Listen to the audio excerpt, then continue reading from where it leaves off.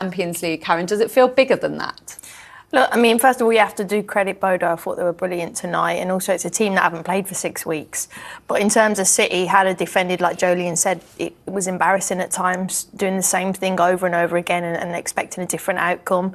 And, excuse me, I just, sometimes I couldn't believe what I was seeing. It was like basics. Maybe I'd see it at like younger level defending.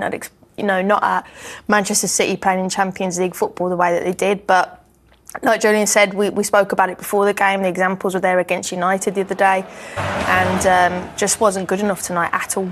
How far off it were they? Miles off it. Miles away from what is needed to win this competition, considering what they're third favourites.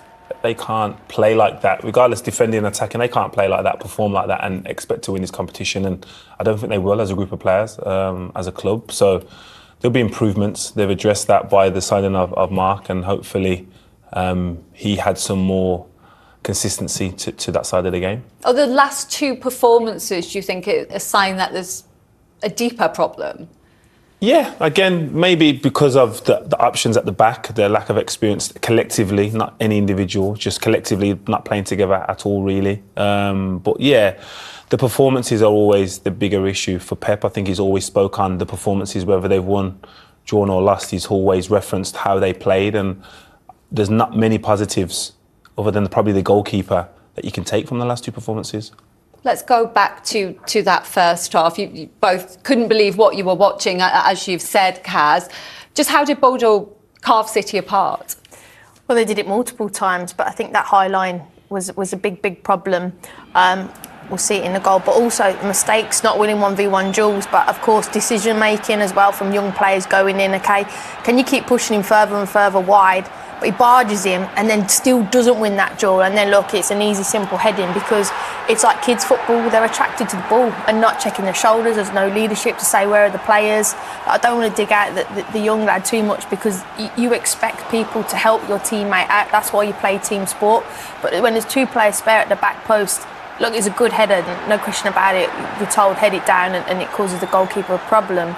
But individual mistakes, that happens, but you need your teammates to dig you out, and no leadership at that back line to help one another out at all. And it was, unfortunately, Max Elaine, just 20, we have to remember, but at fault again for that second goal, Jolien, and it came less than 2 minutes after that. Yeah, and I've been there myself. You kind of make a mistake, and then you want to play your way out of that mistake by trying to do something that you probably shouldn't do, and he's done that here. He's tried to bring it down, surrounded by Bodo players, which again, Karen referenced at half-time, outnumbered, and just the space they have, the time they have in the box. And it seems to me, barring the third goal, which was a brilliant goal, brilliant bit of skill, every time you concede, a lot of the players are facing their own goal. It's never in front of them. It's always behind them as a backline, and that's a worrying sign. I'm frustrated there that, yes, he made a mistake. It's an individual error, but he made a mistake earlier. Excuse me. Who helped him out there? Who was closest to him? It was 3v2 there. Why is he left isolated, and why are they so easy to be transitioned on? You never leave your teammate. And I felt tonight. Why do you think that is happening then? Again, like I think they're torn with playing a new type of way, and I don't think the players are quite there, or the back line isn't ready yet to play that way, and it's just leaving them so exposed, and they're on different pages.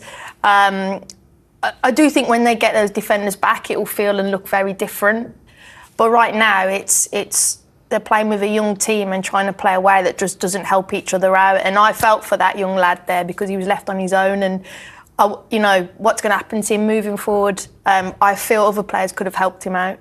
Is it just an inexperienced backline, though, or is there a lot more to it than that? Yeah, there's always going to be more to it. It's like when the things are going well, it's never just the forwards. It's collective, and everyone knows that within the team. But yeah, there's issues with experience at the back and just game management. That's what comes with having played more games. You understand what type of game you're in, whether you can bring that down or whether you can or you should clear it. You just understand this is not the night to take any chances. And when you're still finding your way within the game, you tend to think like, that was an accident, that won't happen again. But it does happen again. You just can't make the same decisions, and you have to make honest mistakes, and some of them weren't honest, and have cost them. And it doesn't help when your most experienced player as well, Rodri, gives the ball away. But that third goal from Jens Petter Hauge was pretty special, Karen. Look, I mean, we could go on about City, but sometimes you have to just go, this player is their best player, Hauge. He's talented, step over, drops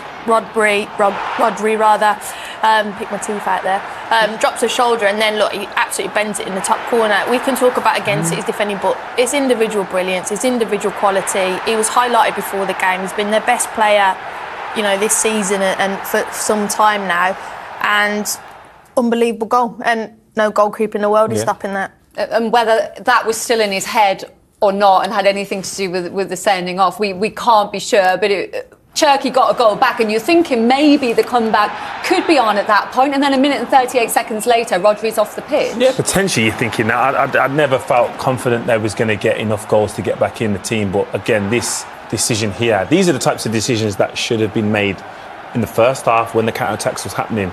Yes, do you stop the momentum by fouling, but when you're on a yellow card, someone of that experience, should know better. But again, he's having to do it. Why? Because they're caught in transition.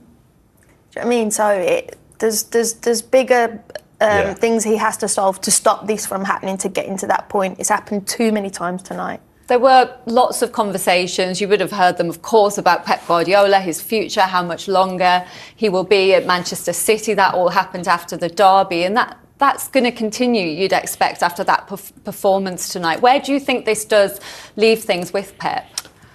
In the same place. I don't think he's thinking about leaving. Listen, you don't have this level of success if a bad run of form you start to think about leaving a club. He's obviously had periods where it's not been going well, and I think he's just focused on that performance tonight, continuation of the weekend. I don't think he's thinking in the back of his mind, that's two bad performances, not results, two bad performances, I need to leave. I think he would just be thinking, how do I make this right in time for the weekend? Do you think his heart's still in it to turn this around, or do you feel like his time at Man City might be naturally coming to an end, perhaps at the end of this season?